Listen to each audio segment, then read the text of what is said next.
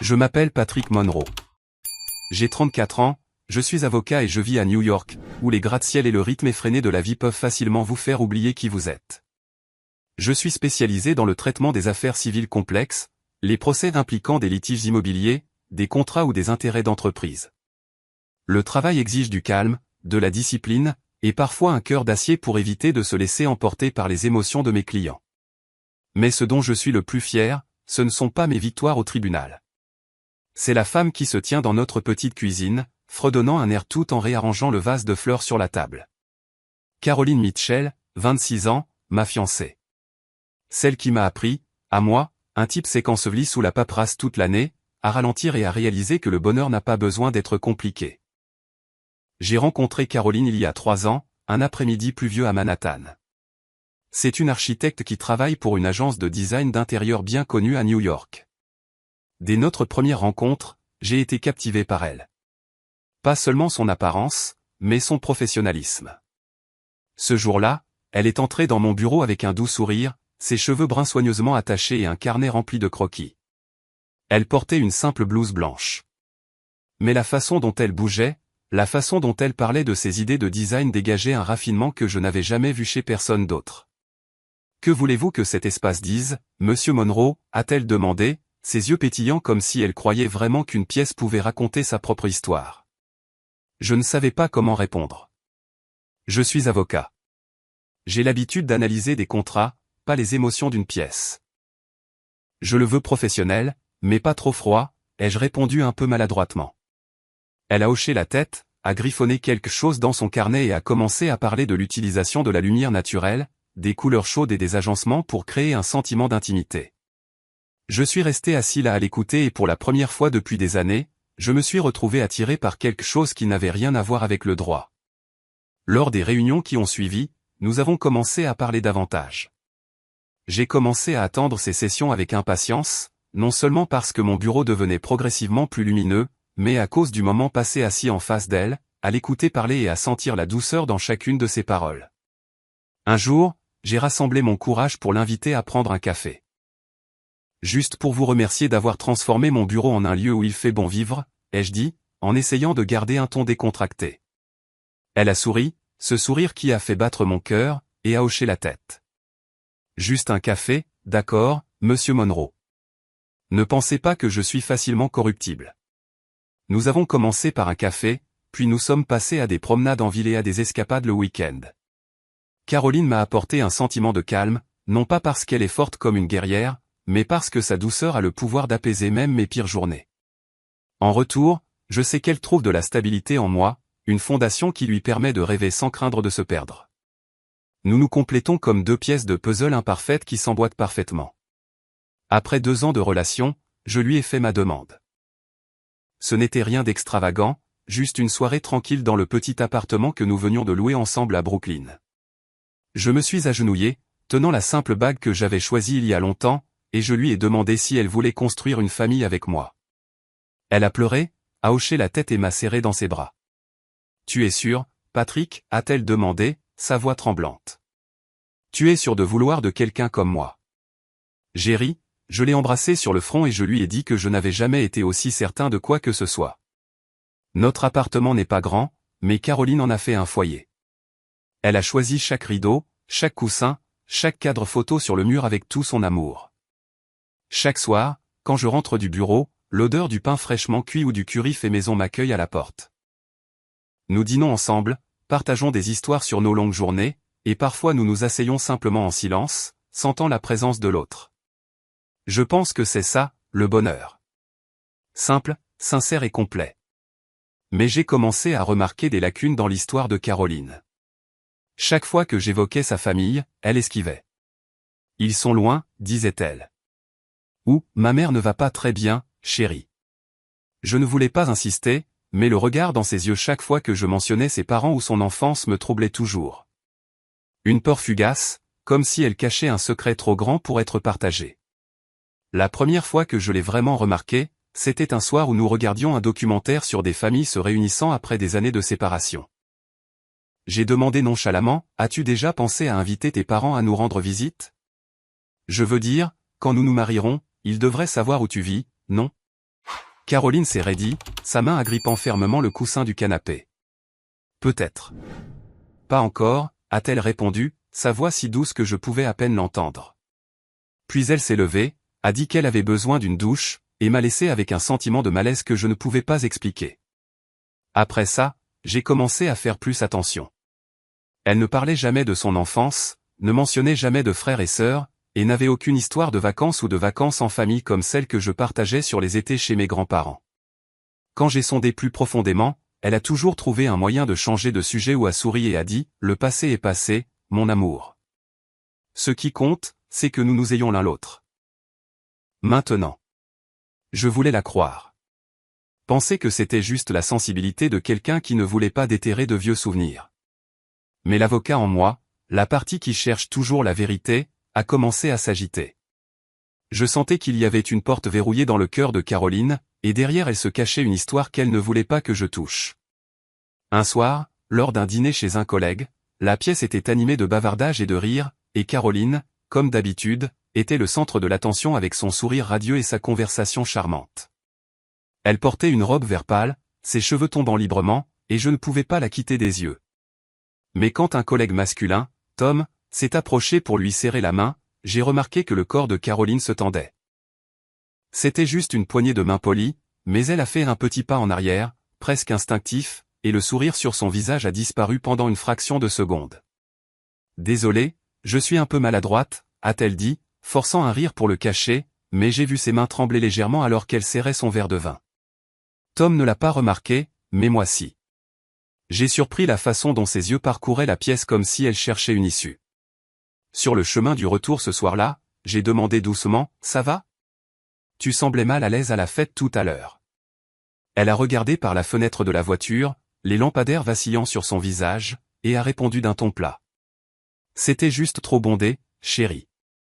J'étais un peu fatigué, c'est tout. » J'ai hoché la tête, ne voulant pas la presser, mais au fond de moi, une question a commencé à prendre racine. De quoi avait-elle si peur ? Les signes continuaient d'apparaître, même dans notre propre appartement. Chaque nuit avant de se coucher, Caroline avait une habitude que j'avais initialement trouvée attachante. Elle vérifiait toujours la porte d'entrée, la verrouillant 2 fois, puis faisait le tour pour s'assurer que chaque fenêtre était bien fermée. « Je veux juste être très sûre », disait-elle quand elle me surprenait à la regarder avec curiosité. J'ai souri, pensant que c'était juste sa nature prudente.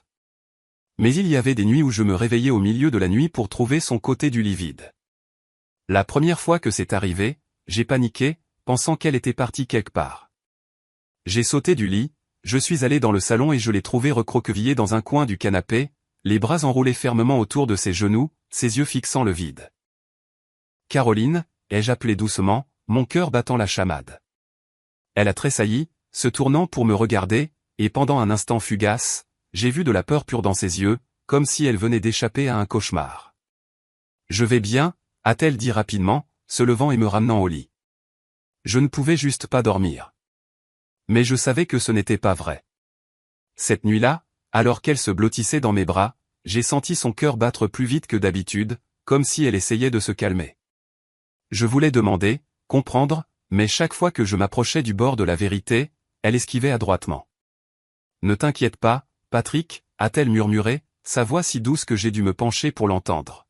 « Je vais bien. » Mais elle n'allait pas bien, et je le savais. Puis j'ai remarqué de légères cicatrices sur le corps de Caroline. Elles n'étaient ni grandes ni proéminentes, mais en regardant de près, je les ai vues. « Qu'est-ce que c'est, mon amour ?» ai-je demandé, en gardant un ton doux. Elle a retiré sa main et a répondu rapidement. « Juste un accident de quand j'étais enfant, chérie. Ce n'est rien. » Mais la hâte dans sa voix, la façon dont elle a changé de sujet, m'a donné l'impression d'avoir touché quelque chose d'interdit. J'ai commencé à faire plus attention. Ce qui me troublait le plus, c'était la façon dont elle évitait toute conversation sur sa famille. J'ai grandi dans une famille imparfaite, mais au moins j'avais des souvenirs, des parties de baseball l'après-midi avec mon père, les fois où ma mère a brûlé des biscuits et où nous avons tous ri ensemble.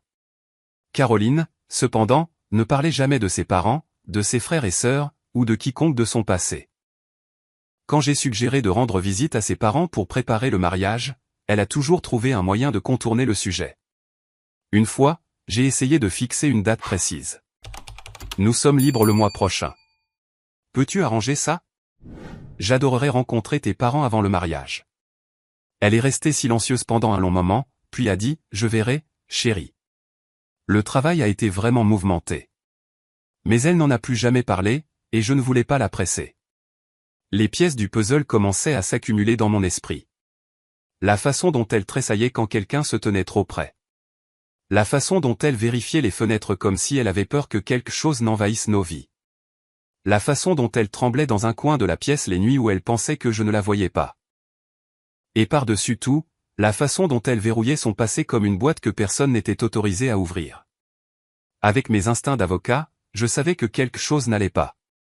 J'avais analysé des centaines de cas, cherchant la vérité dans des témoignages contradictoires, et maintenant je sentais un immense secret se cacher derrière les yeux de Caroline. Je ne pouvais plus rester immobile. J'avais besoin de comprendre ce qui lui était arrivé, non pas pour satisfaire ma curiosité, mais pour trouver un moyen de l'aider à échapper à l'obscurité qui la retenait captive. J'ai commencé par les plus petits indices. Caroline parlait rarement de son passé, mais dans des moments de relâchement, elle laissait échapper quelques détails. Une fois, alors que nous regardions un film sur une petite ville, elle a lâché, ça ressemble exactement à mon lycée à Providence. Ce n'était qu'une seule phrase, mais c'était la première pièce du puzzle. Providence, Rhode Island, à environ 4 heures de route de New York. J'ai gardé le nom en tête, sans insister, sachant que si je creusais trop profondément, elle se refermerait à nouveau. J'ai commencé à enquêter, mais je l'ai fait discrètement, comme je le ferais en analysant une affaire. Je ne voulais pas que Caroline se sente violée. Un après-midi, alors qu'elle était sortie rencontrer un client, j'ai fouillé dans de vieilles affaires qu'elle gardait dans une boîte en bois sous le lit. À l'intérieur, j'ai trouvé quelques vieilles photos, un bracelet en argent terni et un petit carnet relié en cuir au bord jauni. J'ai ouvert le carnet, le cœur battant comme si je touchais quelque chose d'interdit. Les pages à l'intérieur tremblaient de l'écriture de Caroline, mais ce n'était pas la Caroline que je connaissais, la femme douce et toujours souriante. C'était une Caroline différente. Une jeune fille terrifiée écrivant en lettres tremblantes et déformées comme si sa main tremblait en écrivant. Il est revenu la nuit dernière, lisait-on sur une ligne. J'ai entendu ses pas. J'ai fait semblant de dormir, mais je savais qu'il était à la porte. J'avais trop peur de respirer. J'ai continué à lire, le cœur se serrant. Les pages suivantes décrivaient des nuits angoissantes, des fois où elle se cachait dans le placard, priant pour que personne ne la trouve. Sur une page, elle a dessiné une image qui m'a glacé le sang. Une grande silhouette sombre, sans visage, avec des yeux rouges brillants et des dents pointues comme un monstre de cauchemar. Sous le dessin, elle a écrit « Je veux m'enfuir, mais il n'y a nulle part où aller ».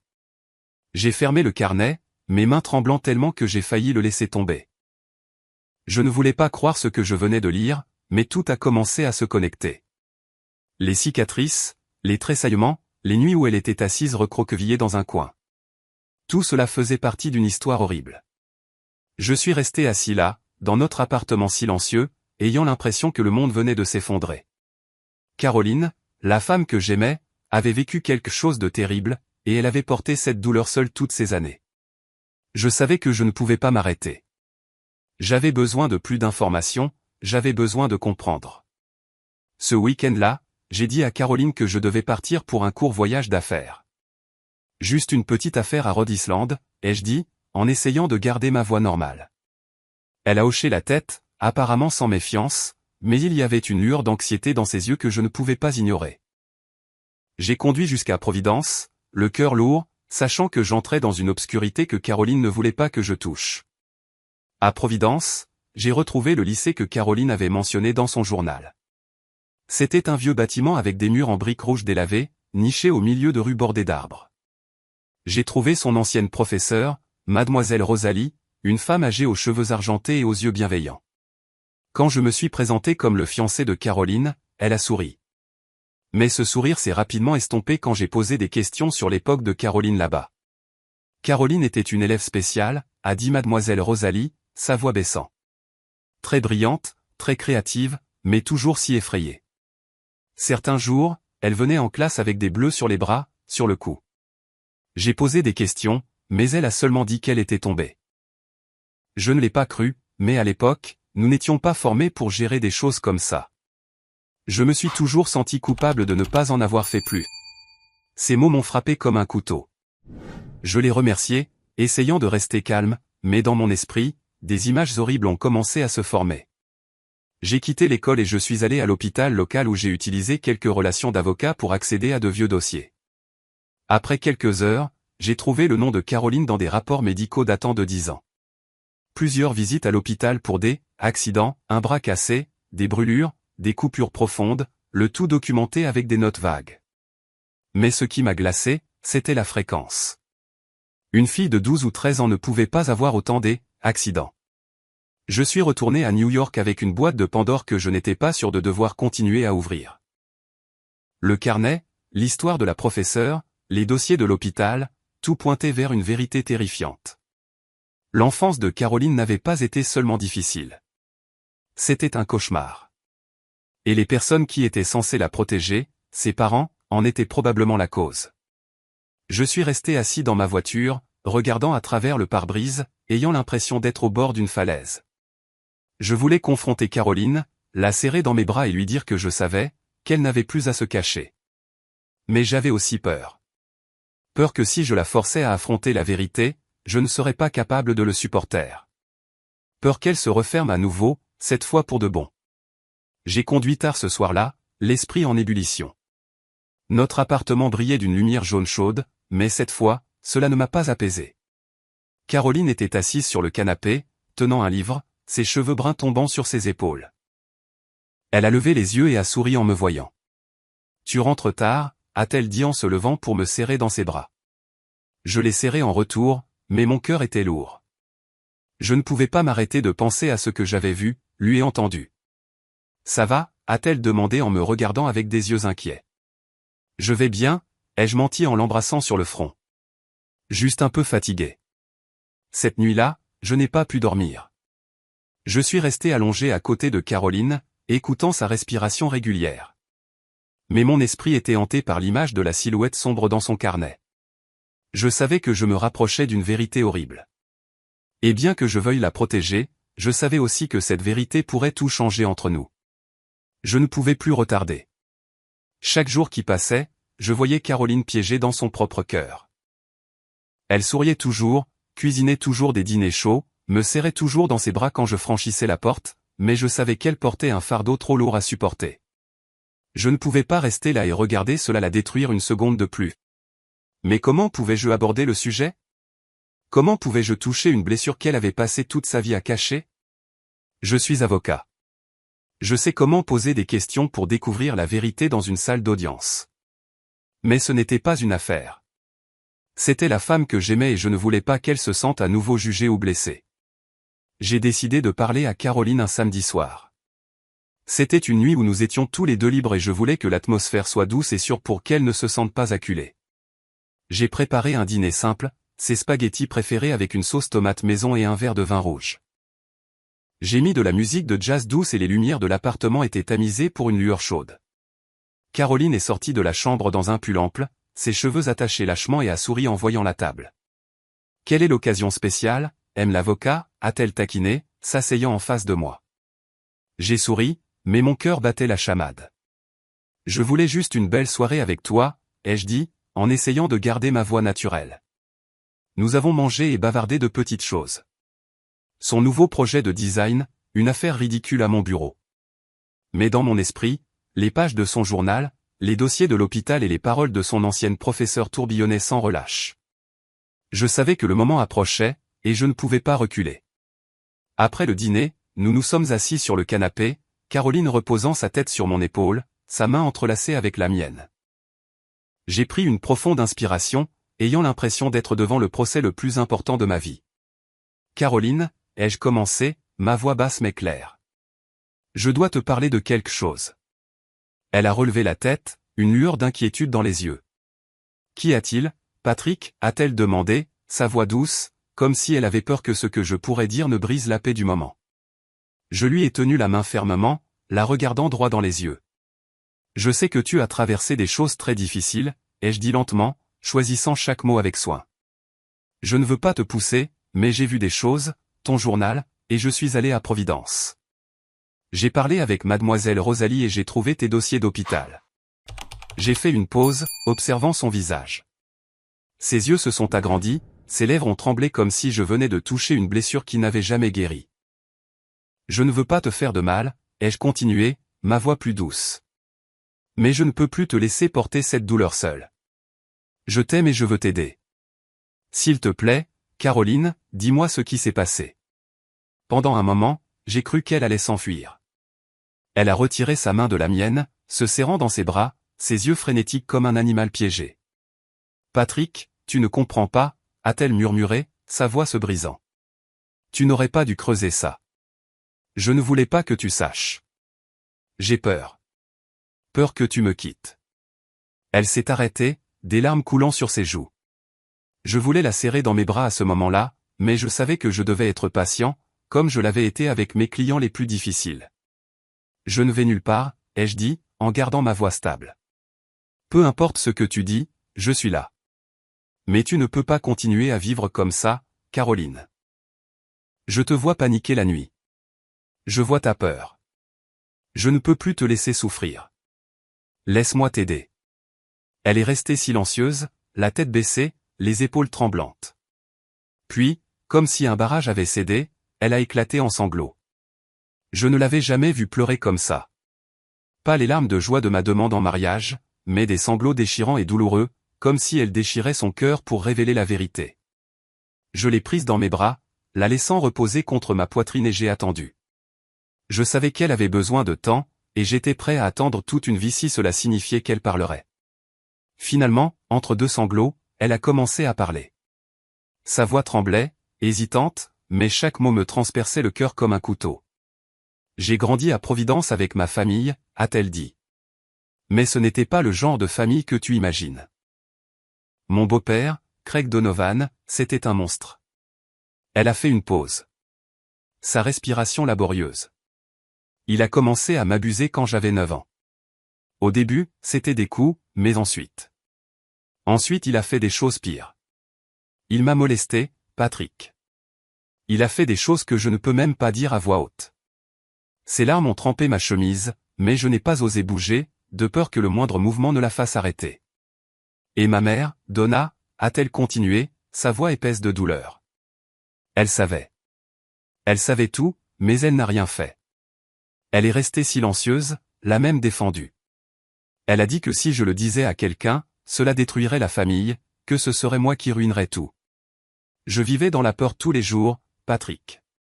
Je n'avais nulle part où me cacher, personne vers qui me tourner. Les cicatrices, les visites à l'hôpital, tout était à cause de lui.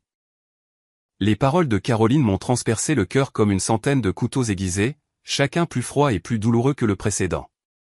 J'étais assis là, sur le canapé de notre petit appartement, la lumière jaune chaude s'estompant maintenant devant la tempête d'émotions qui tourbillonnait en moi. Elle s'est effondrée contre ma poitrine, son corps tremblant, ses larmes trempant ma chemise. Je l'ai serrée fort, essayant de ne pas craquer. Mais à l'intérieur, j'avais l'impression que mon monde entier s'était brisé. Caroline, la femme dont le sourire illuminait une pièce, qui avait transformé cet appartement en un foyer, la personne que j'aimais plus que tout, avait vécu un enfer que personne, pas même moi, n'avait connu. Et sa mère, celle qui aurait dû la protéger, avait choisi de rester aux côtés de ce monstre. Je n'ai pas pu trouver les mots tout de suite. La colère, la douleur et l'impuissance s'en mêlaient en moi, m'étouffant. Je voulais crier, frapper le mur, conduire directement à Providence et confronter cet homme nommé Craig Donovan, celui qui avait transformé son enfance en un cauchemar. Mais en regardant les yeux rouges et larmoyants de Caroline, je savais qu'elle n'avait pas besoin de ma colère en ce moment. Elle avait besoin que je sois là pour l'écouter, pour être son encre afin qu'elle ne s'effondre pas. Je lui ai caressé les cheveux, ses mèches brunes douces glissant entre mes doigts, et j'ai essayé de respirer régulièrement pour garder ma voix calme. « Caroline » ai-je murmuré. « Tu n'as plus à traverser ça seule. Je suis là. Je serai toujours là. » Elle a levé les yeux, ses yeux remplis de larmes, son regard un mélange de désespoir et de confusion. « Mais que penseras-tu de moi, Patrick » a-t-elle murmuré, sa voix se brisant comme du verre. « Je me sens si sale. Je me sens comme une ordure, comme si je ne te méritais pas. » J'ai essayé de le cacher, de vivre comme une personne normale, mais chaque nuit, je le vois dans mes rêves.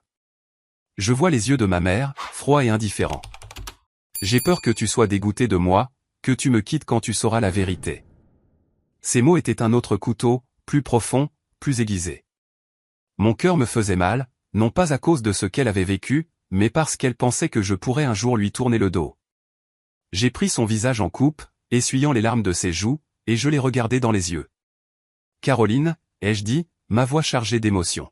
« Je me fiche d'où tu viens ou de ce que tu as vécu. Je ne me soucie que de l'avenir que nous construirons ensemble. Tu n'es pas sale. Tu n'es pas une ordure. Tu es la femme la plus forte que j'ai jamais connue. Tu as survécu à tout ça, et tu es toujours là, toujours aimante, apportant toujours de la lumière dans ma vie chaque jour. Je t'aime, et rien au monde ne pourrait changer ça. » Elle a secoué la tête, d'autres larmes coulant, mais cette fois, j'ai vu une légère lueur dans ses yeux, une pointe de soulagement mêlée à de la douleur. « Mais je me sens coupable, Patrick, a-t-elle murmuré. J'ai honte de ne pas m'être enfui, de ne pas avoir crié, de n'avoir rien fait pour l'arrêter. Je l'ai laissé continuer. J'ai laissé ma mère le couvrir. J'ai l'impression que c'est aussi de ma faute. Elle s'est effondrée, son corps devenant mou dans mes bras comme si sa dernière once de force l'avait quitté. Je l'ai serré plus fort, sentant son cœur battre la chamade, et j'ai su que sa douleur n'était pas seulement les cicatrices sur son corps, mais les profondes blessures de son âme portées pendant tant d'années. « Ce n'est pas de ta faute, » ai-je dit fermement, ma voix stable comme si j'étais dans une salle d'audience. Tu n'étais qu'une enfant, Caroline. Tu n'aurais pas pu l'arrêter. Mais tu n'es plus cet enfant. Et je suis là, juste à côté de toi. Nous affronterons ça ensemble, d'accord ? Elle a pleuré, ses sanglots s'adoucissant, mais elle s'est accrochée à moi fermement comme si elle avait peur que lâcher prise ne la fasse tomber dans un vide sans fin. Je lui ai frotté le dos, murmurant des mots de réconfort, bien qu'à l'intérieur, un feu brûlait. Je ne voulais pas seulement la tenir. Je ne voulais pas seulement essuyer ses larmes. Je voulais la justice. Je voulais que Craig Donovan, l'homme qui avait transformé son enfance en un enfer, paie. Je voulais que la mère qui l'avait trahi affronte la vérité. Mais par-dessus tout, je voulais que Caroline sache qu'elle n'était plus seule. Alors qu'elle s'est finalement endormie dans mes bras, son visage encore humide de larmes, j'ai eu l'impression que le monde avait changé. Je suis resté assis là, dans la pénombre de notre appartement, la lueur jaune n'étant plus que de légères traînées. Je l'ai regardée, ses cheveux bruns en désordre, ses sourcils légèrement froncés même dans son sommeil. Et je me suis juré que je la protégerais, que je rattraperais les années qu'elle avait dû endurer seule. Mais je savais que ce choix n'était pas simple. Cela signifiait entrer dans une bataille épuisante, non seulement avec ceux qui l'avaient blessée, mais avec son passé, avec les ombres qui la hantaient chaque jour. Cela pourrait affecter ma réputation, la carrière que j'avais bâtie. Mais je m'en fichais. Rien n'importait plus que Caroline. Après la nuit où Caroline s'est ouverte, j'ai remarqué un changement en elle. Ce n'était pas immédiat ou évident, mais il y a eu un changement subtil. Elle vérifiait toujours les fenêtres avant de se coucher, tressaillait toujours lorsque le téléphone sonnait de manière inattendue, mais parfois je la surprenais à me regarder avec une nouvelle expression, comme si elle essayait de croire qu'elle était vraiment en sécurité, qu'elle n'avait plus à courir. Mais je savais que pour la libérer vraiment, la réconforter ne suffisait pas. Sa confession était le premier pas, mais la vraie justice exigeait plus. Je suis avocat, et s'il y a une chose pour laquelle je suis doué, c'est de transformer des pièces éparses en une histoire convaincante devant un tribunal. C'était l'affaire la plus importante de ma vie. Et je n'échouerai pas. J'ai commencé à organiser les vérités que Caroline avait partagées ainsi que ce que j'avais découvert à Providence. J'ai contacté un détective privé, un vieil ami nommé Marcus, qui m'avait aidé dans des affaires civiles complexes auparavant. J'ai besoin que tu trouves tout ce que tu peux sur un homme nommé Craig Donovan à Providence, Rhode Island, ai-je dit au téléphone, en gardant ma voix basse pour que personne au bureau ne puisse entendre. Dossier de police, dossier d'hôpital, assurance, tout ce qui existe. Et aussi tout sur une fille nommée Caroline Mitchell d'il y a environ 15 ans.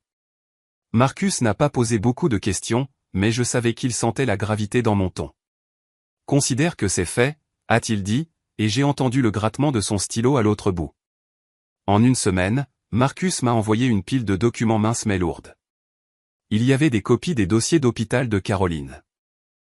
Il y avait aussi un vieux rapport de police, juste quelques lignes mentionnant un appel pour violence domestique d'un voisin, mais aucune mesure n'avait été prise faute de preuves.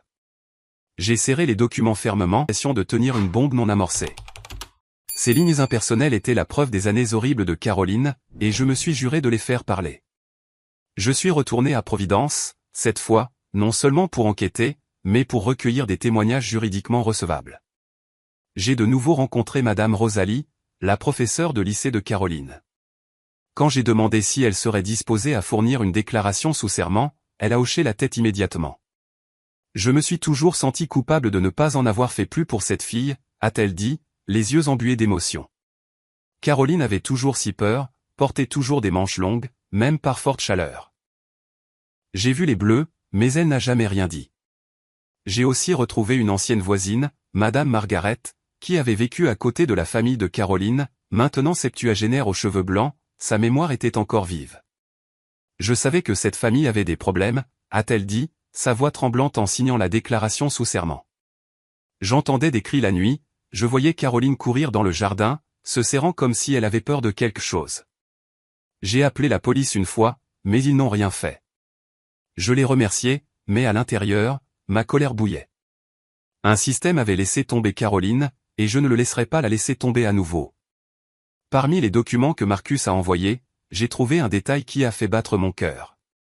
Un rapport de police de 1998 mentionnant une allégation de harcèlement sexuel contre Craig Donovan. L'affaire avait été classée faute de preuves, mais le nom d'une femme apparaissait dans le rapport, Lisa Reynolds.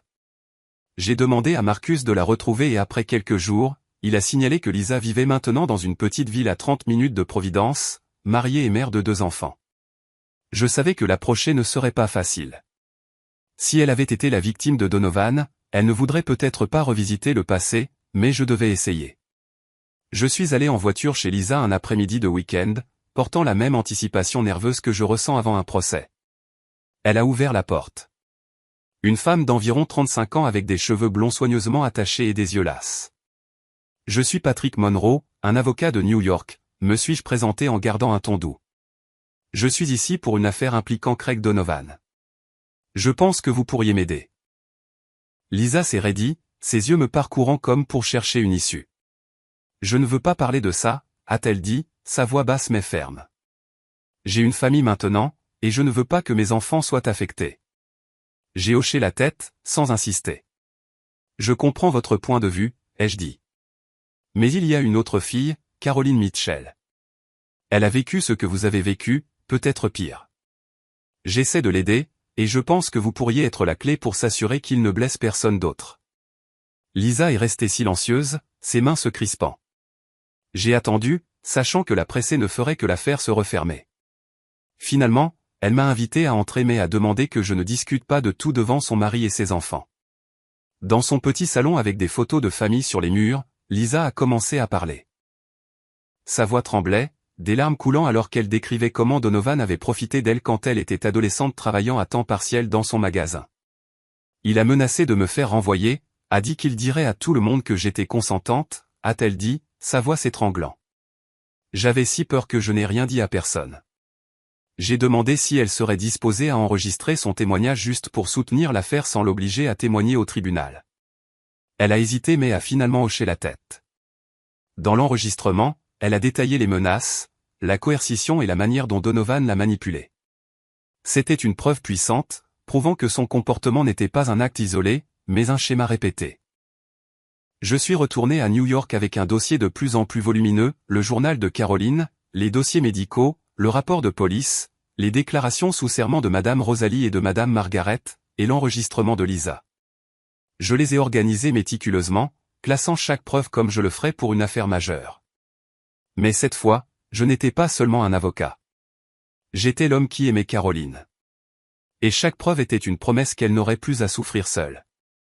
J'ai regardé par la fenêtre de mon bureau, les lumières de la ville scintillant en contrebas, et j'ai su que j'étais passé d'un partenaire compatissant à un guerrier, prêt à traduire Craig Donovan en justice. Le lendemain, je suis rentré tard dans la soirée, portant le dossier et une détermination brûlante. Caroline était assise sur le canapé, serrant une tasse de thé, son regard lointain alors qu'elle regardait par la fenêtre. Je me suis assis à côté d'elle, j'ai posé le dossier sur la table basse et je lui ai pris la main. Caroline, ai-je commencé, ma voix basse mais stable. J'ai rassemblé suffisamment de preuves. Des dossiers médicaux, des déclarations, ton journal, et même un enregistrement d'une autre des victimes de Craig Donovan. Nous pouvons engager une procédure contre lui. Tu n'as plus à fuir. Laissons la loi parler. Elle s'est figée, la tasse tremblant dans ses mains. Ses yeux se sont agrandis, remplis de panique, comme si je venais de rouvrir une porte qu'elle avait passé des années à verrouiller. Patrick, tu ne comprends pas, a-t-elle murmuré, sa voix tremblante. Il va me poursuivre.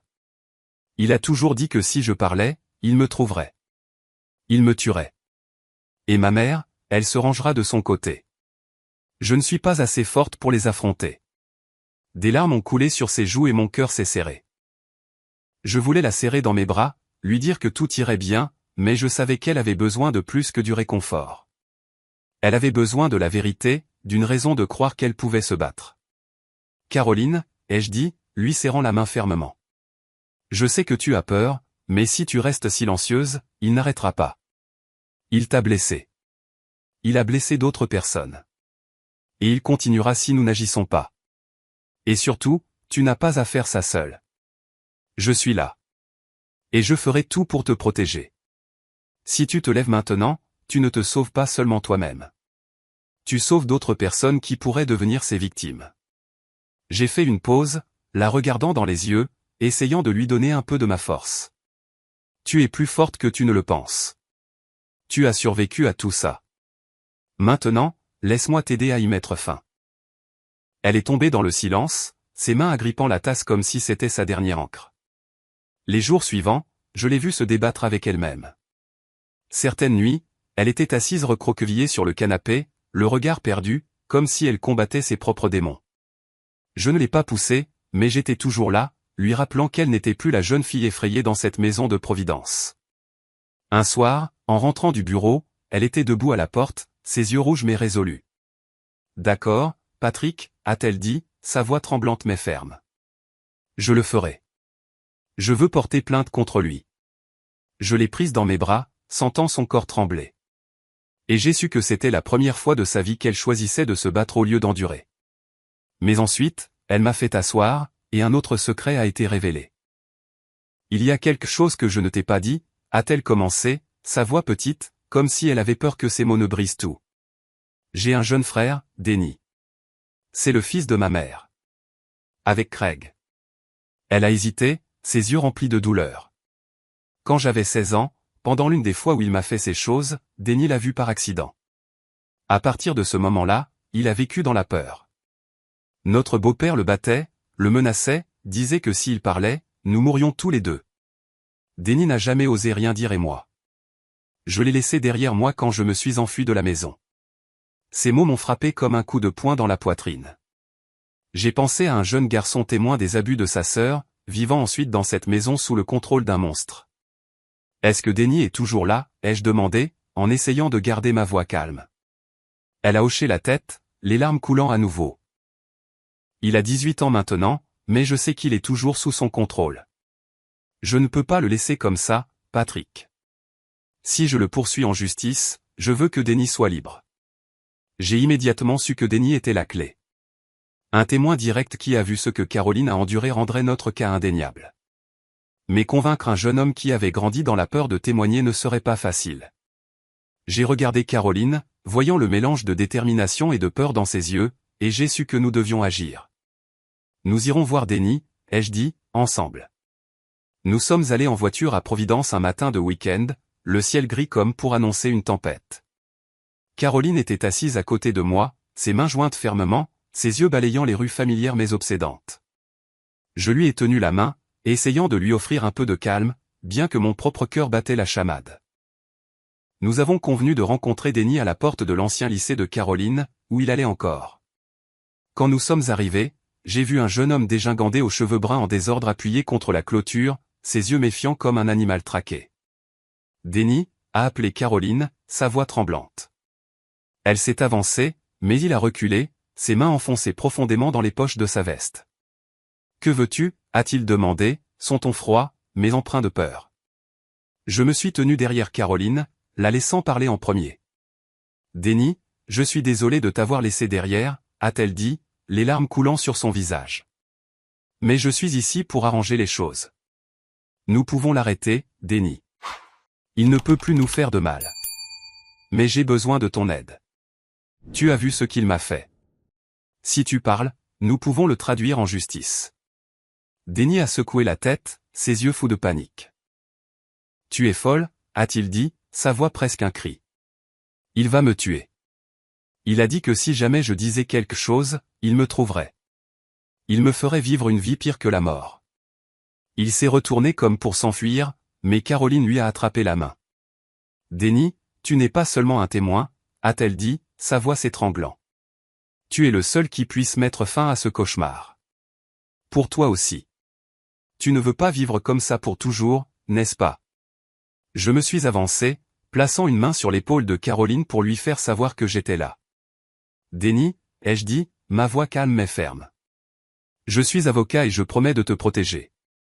Tu n'auras pas à l'affronter seul. Nous avons des preuves, des dossiers, des déclarations, une autre victime. Mais tes paroles seront les plus fortes. Tu peux aider ta sœur et t'aider toi-même. Denny m'a regardé, puis a regardé Caroline, ses yeux oscillant entre la peur et l'espoir. Nous avons rencontré Denny plusieurs fois de plus, chaque rencontre une bataille pour l'aider à surmonter sa peur. Caroline était patiente, racontant les jours qu'ils avaient partagés, les fois où elle lui avait glissé des biscuits pour qu'il n'ait pas faim. Je l'ai rassuré sur le processus judiciaire, expliquant que je garantirais sa sécurité. Finalement, un après-midi pluvieux, Denny a hoché la tête. D'accord, a-t-il dit, sa voix petite mais résolue. Je le ferai, pour toi et pour moi. Caroline l'a serré fort dans ses bras, sanglotant. Et j'ai su que Denny n'était pas seulement un témoin clé. Il était la dernière pièce pour mettre cette affaire en lumière. Malgré avoir suffisamment de preuves et de témoins pour intenter un procès, Caroline, avec son cœur toujours en quête de quelque chose de bon, s'accrochait encore à un faible espoir que sa mère, Donna, reviendrait à la raison. Un soir, alors que nous étions assis dans notre appartement, la lumière jaune illuminant son visage, elle a saisi ma main, sa voix tremblante. « Patrick, je veux essayer une dernière fois », a-t-elle dit, ses yeux un mélange de détermination et de peur. « Je veux retourner à l'ancienne maison, parler à ma mère. Peut-être que si elle me voit Denny, elle changera. Et je veux voir Denny, pour m'assurer qu'il va bien. » Un frisson m'a parcouru l'échine. Retourner à cette maison, l'endroit qu'il avait emprisonné dans des années d'horreur, était une idée qui m'emplissait d'effroi. Mais en la regardant dans les yeux, je savais que je ne pouvais pas refuser. « D'accord, ai-je dit, en lui serrant la main. Mais je viens avec toi. Tu n'iras pas seul. » Nous sommes allés en voiture à l'ancienne maison de Providence, où son enfance était imprégnée de traumatisme. La maison se trouvait au bout d'une rue calme, ses murs en briques délavées et ses fenêtres aux rideaux tirés dégageant un air oppressant, comme si elle gardait de sombres secrets. Quand nous avons frappé, personne n'a répondu. Au début, j'ai entendu des bruits à l'intérieur, des pas lourds, des chuchotements pressés. Puis la porte s'est ouverte, et là se tenait Craig Donovan, grand et imposant, ses yeux froids brillants, puant l'alcool. Il a regardé Caroline, puis moi, un ricanement se dessinant sur son visage enflé. « Qu'est-ce que vous fichez ici, espèce de petite morveuse » a-t-il grogné, puis m'a jeté un coup d'œil. « Et qui est ce type que tu as ramené ?» Avant que je puisse répondre, une vision m'a arrêté le cœur. Denny, le jeune frère de Caroline, était à genoux sur le sol du salon, ses mains agrippant sa tête, son visage couvert de bleu. Une chaise renversée gisait à côté de lui, et j'ai entendu ses sanglots étouffés. Caroline a crié, se précipitant pour enrouler ses bras autour de Denny, des larmes coulant sur son visage. « Arrête » a-t-elle crié en le protégeant. « Ne le touche plus. » Je me suis avancé, me positionnant entre Caroline, Denny et Craig, lui faisant face directement. Mon cœur battait la chamade, mais j'ai gardé ma voix calme, bien que la rage bouillonnait dans ma poitrine. « Savez-vous qui je suis, Donovan » ai-je dit en le regardant dans les yeux. « Je suis avocat, et je sais exactement quel genre d'homme vous êtes.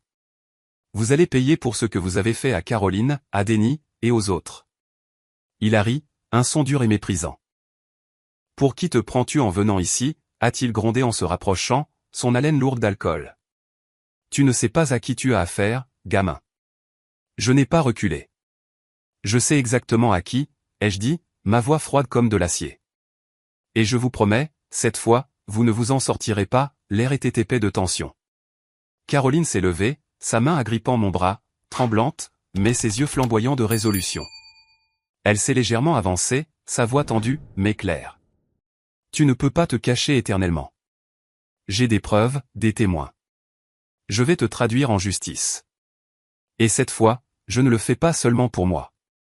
Je le fais pour mon frère, pour qu'il n'ait pas à vivre dans l'enfer que tu as créé.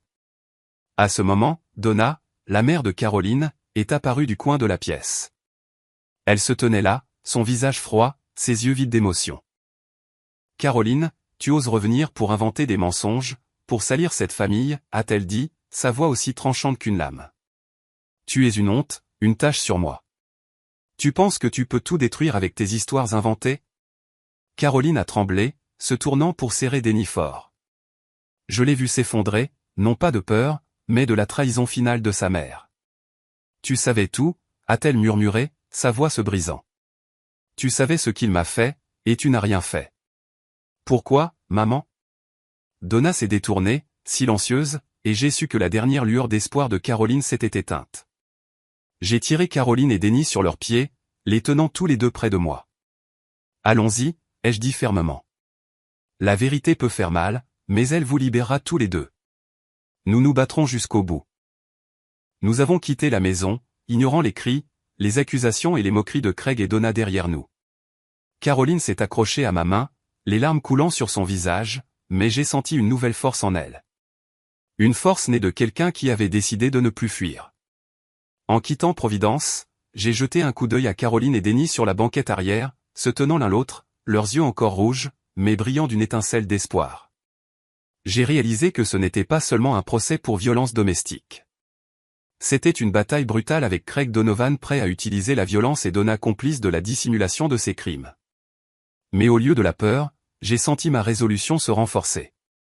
Je transformerai mon amour et mon empathie pour Caroline en une stratégie juridique systématique. Non seulement pour traduire Craig en justice, mais pour libérer Denny et donner à Caroline une chance de prendre un nouveau départ. Je suis retourné à New York avec une détermination inébranlable. Les jours suivants, j'ai travaillé sans relâche, transformant le dossier en un acte d'accusation en béton. J'ai intenté un procès contre Craig Donovan pour de multiples chefs d'accusation, violences domestiques, harcèlement sexuel, viol et menaces. J'ai également inclus Donna Mitchell dans la liste des accusés pour complicité, car son silence et sa dissimulation avaient permis les crimes de Donovan. Chaque ligne de la plainte était une promesse à Caroline, à Denny et à moi-même que justice serait rendue. L'affaire a rapidement fait grand bruit à Providence. Les journaux locaux ont commencé à en parler avec des titres sensationnels sur un avocat de New York s'attaquant à une famille dysfonctionnelle. Caroline est devenue anxieuse, craignant que l'attention du public ne la blesse davantage. Mais je lui ai tenu la main, lui rappelant que la lumière de la justice exige parfois de franchir des lignes douloureuses. Nous faisons ce qu'il faut, ai-je dit, et elle a hoché la tête, bien que ses yeux soient toujours remplis d'inquiétude. La première audience du tribunal a eu lieu un matin froid dans une petite salle d'audience de Providence. L'atmosphère était suffocante, comme si la pièce attendait une explosion. Craig Donovan était assis à la table des accusés, son costume bon marché ne parvenant pas à masquer la menace dans ses yeux. À côté de lui se trouvait Donna, son visage froid, ses mains jointes fermement comme pour se contenir. Ils avaient engagé un avocat notoirement agressif, James Carvey, connu pour ses tactiques de dénigrement et ses déviations. J'étais préparé à cela, mais en voyant Caroline, derrière moi, ses mains tremblantes agrippant la chaise, je savais que je ne pouvais pas me permettre d'échouer. Le procès a commencé par ma déclaration liminaire. J'ai présenté les dossiers médicaux de Caroline, les pages tremblantes de son journal, les déclarations sous serment de Madame Rosalie et de Madame Margaret, et l'enregistrement de Lisa Reynolds. Chaque preuve était une flèche perçant les mensonges de Donovan. Mais Carvey a contre-attaqué avec acharnement. Il s'est levé, sa voix aussi tranchante qu'une lame, affirmant que Caroline était mentalement instable, qu'elle fabriquait des histoires pour se venger parce que son beau-père ne l'aimait pas. Il a qualifié son journal de produit d'une imagination malade et les dossiers médicaux des « accidents typiques d'une enfant maladroite ». Il a même suggéré que les déclarations de Madame Rosalie et de Madame Margaret étaient des contes de vieilles femmes en quête d'attention. J'ai vu Caroline baisser la tête, ses épaules secouées, et j'ai dû réprimer ma colère pour rester concentré. Le jury a commencé à hésiter. Je pouvais le sentir dans leurs regards, le doute dans leurs yeux. Alors que Carvey continuait son assaut, je savais que sans un coup décisif, nos efforts pourraient s'effondrer. C'est alors que j'ai décidé d'appeler Denny comme témoin surprise. Je l'avais préparé pendant des semaines. Mais alors qu'il entrait dans la salle d'audience, dégingandé dans une chemise trop grande, les yeux pleins de peur, mon cœur s'est serré.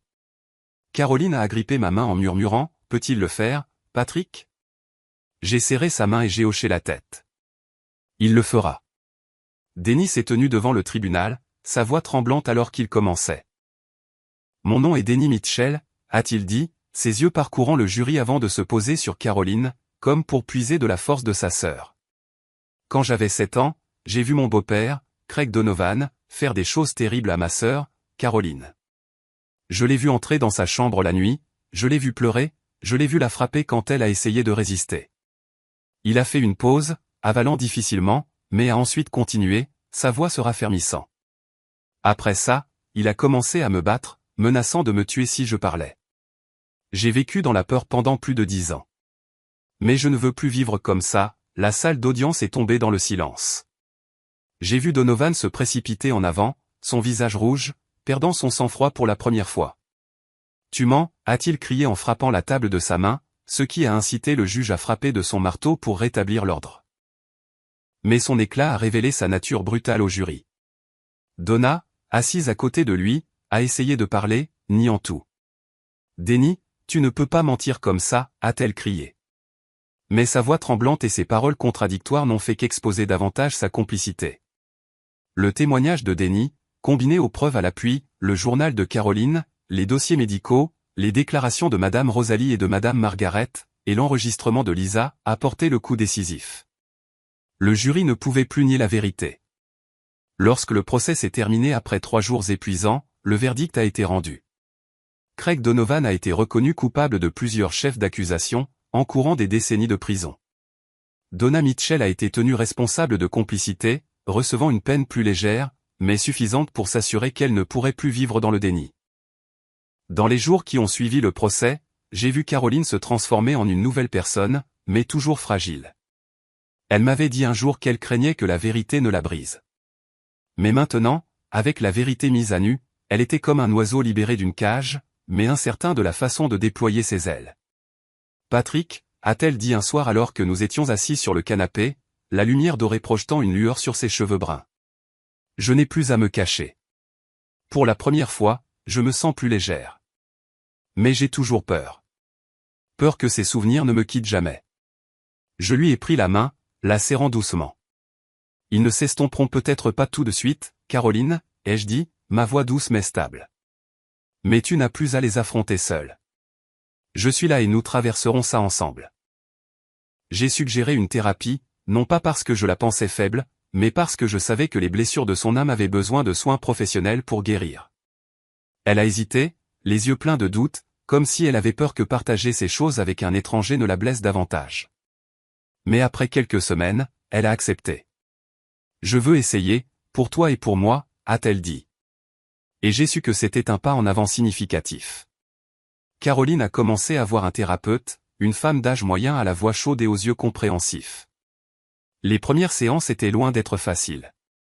Certains jours, elle rentrait à la maison les yeux rouges, son corps épuisé comme si elle avait couru un marathon. « Ça fait mal, Patrick » a-t-elle dit en posant sa tête sur ma poitrine. Parler de ces choses, c'est comme tout rouvrir. Mais elle n'a pas abandonné. Chaque semaine, elle a appris à faire face à ses souvenirs au lieu de les fuir, à se pardonner. Pas à Craig ou à Donna, mais à la jeune Caroline, qui avait survécu à ces années horribles sans personne pour l'aider. Je suis resté à ses côtés, écoutant quand elle voulait partager, restant silencieux quand elle avait besoin d'espace, et lui rappelant toujours qu'elle était plus forte qu'elle ne le réalisait. Denny est devenu une partie de nos vies aussi. Après le procès, il a quitté la maison de Providence et a emménagé avec nous à New York. Je me souviens du moment où il est entré dans notre appartement, une petite valise à la main, ses yeux un mélange de timidité et de curiosité. Caroline l'a serré fort dans ses bras, sanglotant. Et j'ai vu en elle un amour féroce pour son frère, l'amour d'une sœur qu'il avait un jour laissé derrière, mais qui était maintenant déterminée à se racheter. J'ai arrangé une petite chambre pour Denny, et Caroline l'a transformé en un espace chaleureux avec des peintures qu'elle avait faites elle-même et des rideaux qu'elle avait choisis. Il mérite un endroit sûr, a-t-elle dit. Et je savais qu'elle ne parlait pas seulement de la chambre, mais d'une vie entièrement nouvelle. Au milieu de la guérison, nous avons commencé à préparer notre mariage. Caroline ne voulait pas d'une cérémonie somptueuse. Pas besoin d'extravagance, Patrick, a-t-elle dit. Juste les personnes qui se soucient vraiment de nous. J'ai souri et j'ai accepté. Nous avons réalisé que le sens du mariage ne résidait pas dans les rituels ou les lumières scintillantes. C'était l'affirmation que l'amour pouvait guérir les blessures les plus profondes. Que la famille n'était pas seulement ceux qui étaient liés par le sang, mais ceux qui choisissaient de se soutenir mutuellement, de se protéger mutuellement. Caroline n'était plus une victime. C'était une survivante, une guerrière qui avait traversé les ténèbres et trouvé la lumière. Et moi, je n'étais pas seulement son amant, mais son partenaire, celui qui lui tiendrait la main à travers tous les défis. Le matin de notre mariage, je me suis tenu devant le miroir de notre petit appartement, ajustant la cravate bleu pâle que Caroline avait choisie pour moi. Les premiers rayons de soleil se sont glissés à travers les rideaux, illuminant la peinture vibrante qu'elle avait accrochée au mur.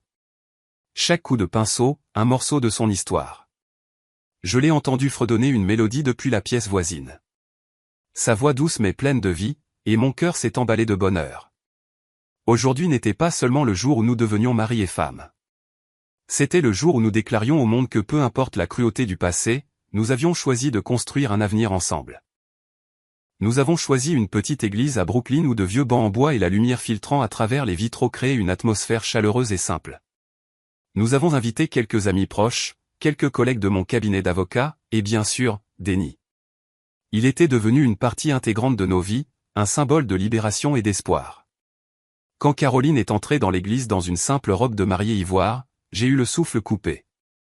Elle portait un maquillage minimal, juste une touche de rouge à lèvres rose tendre, ses cheveux bruns tombant doucement, et le sourire sur son visage était la plus belle chose que j'ai jamais vue. C'était un sourire de paix, plus ombragé par la peur ou la honte. Elle a remonté la courte allée, sa main liée à celle de Denis, qui l'escortait avec une allure maladroite mais fière. Je lui ai pris la main alors qu'elle se tenait devant moi, sentant ses doigts fins trembler légèrement dans ma paume. « Ça va » ai-je murmuré, et elle a souri en hochant la tête. « Mieux que jamais » a-t-elle répondu, sa voix douce mais certaine. Nos vœux étaient simples, pas ornés, mais chaque mot portait un poids profond. J'ai promis de l'aimer et de la protéger, non seulement en tant que mari, mais en tant que partenaire qui lui tiendrait la main à travers la lumière et les ténèbres. Elle a promis de me faire confiance, de me laisser entrer dans son monde, et de construire une maison avec moi où la peur n'avait pas sa place. Denis se tenait à proximité dans un costume légèrement trop grand que nous avions emprunté à un ami, ses yeux brillants alors qu'il regardait sa sœur. Il avait tellement changé depuis son départ de Providence. N'étant plus le garçon effrayé se cachant dans un coin, Denis parlait maintenant de rêve d'aller à l'université, de devenir ingénieur. J'ai vu en lui une nouvelle force, une chance d'une vie décente et sûre qu'il n'avait jamais osé imaginer auparavant. Alors que Caroline et moi échangions les alliances, j'ai jeté un coup d'œil à Denis et il m'a fait un signe de tête comme pour dire qu'il faisait partie de ce vœu aussi.